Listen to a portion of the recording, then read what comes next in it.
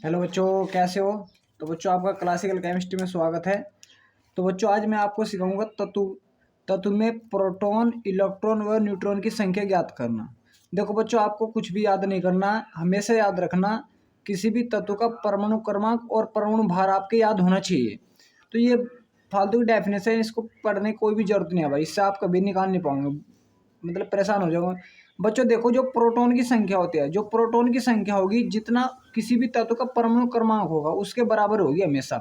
भाई मैंने आपको बताया, जो भी प्रोटॉन की संख्या हो किसके बराबर होगी, परमाणु क्रमांक की। जितना परमाणु क्रमांक उतने प्रोटॉन की संख्या होगी भाई। प्रोटॉन की संख्या, जितने प्रोटॉन होंगे उसी तत्व में उतने इलेक्ट्रॉन होंगे। अगर 10 प्रोटॉन है तो 10 ही इलेक्ट्रॉन होंगे भाई, 20 प्रोटॉन है तो 20 ही इलेक्ट्रॉन होंगे। इसी प्रकार बच्चों, अगर हमें न्यूट्रॉन की संख्या निकालनी, तो जो तत्व का परमाणु द्रव्यमान होता है, परमाणु द्रव्यमान आपको पता होता है, दे देता है। परमाणु द्रव्यमान में से प्रोटॉन की संख्या को माइनस कर दो, तुम क्या निकाल सकते हो, न्यूट्रॉन निकाल सकते हो भाई। जैसे बच्चों, इसका एग्जांपल ये है भाई, C6H12। मैंने आपको बता बच्चों, देखो ये भी आपको कुछ भी याद करने की जरूरत नहीं है, मैं आपको बस सिंपल बता रहा हूँ। सिंपल क्या भाई, जैसे तो बच्चों, जैसे जब प्रोटॉन की संख्या ही, जितने प्रोटॉन होंगे उतने क्या होंगे, इलेक्ट्रॉन होंगे।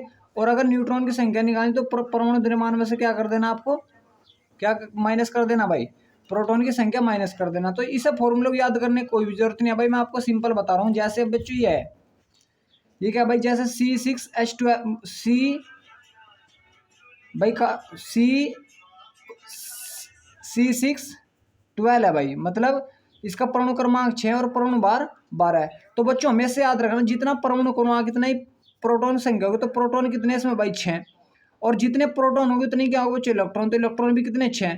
और बच्चों हमेशा याद रख लेना, अगर तुम्हें न्यूट्रॉन की संख्या निकालनी, किसकी निकालनी भाई, न्यूट्रॉन की संख्या निकाल, तो न्यूट्रॉन की संख्या निकालने के लिए सिंपली आपको याद रखना, सिंपली क्या भाई, ऊपरले वाले में से नीचे वाले घटा दो, परमाणु द्रव्यमान में से या परमाणु भार में से परमाणु क्रमांक घटा दो, 12 में से 6 जा कितना बचेगा भाई, 6, तो न्यूट्रॉन कितना आ गए, 6। इसी प्रकार भाई ये परमाणु क्रमांक कितना, 11, तो प्रोटॉन संख्या कितनी भाई, 11। और परमाणु परमाणु भाई जितने, मतलब जो उसका परमाणु भार है, परमाणु भार में से परमाणु क्रमांक घटा तो क्या आ जाएगी, न्यूट्रॉन संख्या। और मैंने अभी आपको बताया, जितने प्रोटॉन होंगे उतने क्या होंगे भाई, इलेक्ट्रॉन होंगे। इसी प्रकार भाई बच्चों ये है। लेकिन बच्चों अगर आता है Mg+ में, Mg+2 का मतलब है एक 2 इलेक्ट्रॉन कम कर दो भाई, 2 इलेक्ट्रॉन क्या करने भाई, आपको कम करने। तो इसका प्रोटॉन संख्या कितनी भाई, इसमें 12, परमाणु क्रमांक कितना होता है बच्चों, 12 है, तो प्रोटॉन संख्या कितनी है भाई, 12। और अब इलेक्ट्रॉन भाई, प्लस का 2 का मतलब क्या है, 2 इलेक्ट्रॉन कम कर दो भाई, 12 होने चाहिए थे, लेकिन 2 इलेक्ट्रॉन कम कर दो, कितने बचेंगे, 10। और परमाणु और न्यूट्रॉन निकालने के लिए 24 में से 12 घटा दो, तो 12 क्या आ जाएंगे, न्यूट्रॉन आ जाएंगे। इसी प्रकार भाई बच्चों ये है, O2 निगेटिव, मतलब ऑक्सीजन कितना होता है, 8, O6 16 होता है, मतलब परमाणु क्रमांक कितना बच्चों भाई, 8, और परमाणु भार 16 है। तो प्रोटॉन कितना आएंगे, जितने न्यूट्रॉन भाई, जितना परमाणु क्रमांक कितने ही प्रोटॉन होंगे।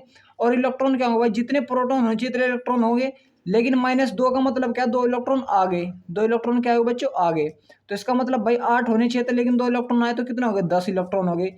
इसी प्रकार भाई न्यूट्रॉन, कैसे निकला भाई, 16 में तो 8 घटा तो कितना आ जाएगा, 8 न्यूट्रॉन आ जाएगी। इसी प्रकार भाई N3 निगेटिव में प्रोटॉन, इलेक्ट्रॉन, न्यूट्रॉन की संख्या पूछ रहा, तो किस प्रकार भाई, 7 का इसका परमाणु क्रमांक है, तो प्रोटॉन की संख्या कितनी है, 7।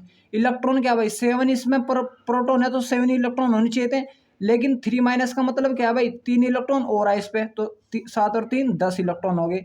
और न्यूट्रॉन किस प्रकार निकलेंगे, इसमें से ये घटा दो, तो 14 में 7 जाकर कितना बचेगा बच्चों, 7। तो इस प्रकार आप क्या निकाल सकते हो, प्रोटॉन, इलेक्ट्रॉन और न्यूट्रॉन की संख्या निकाल सकते हो। तो आई होप बच्चों आप सभी के अच्छे समझ में आ गया होगा।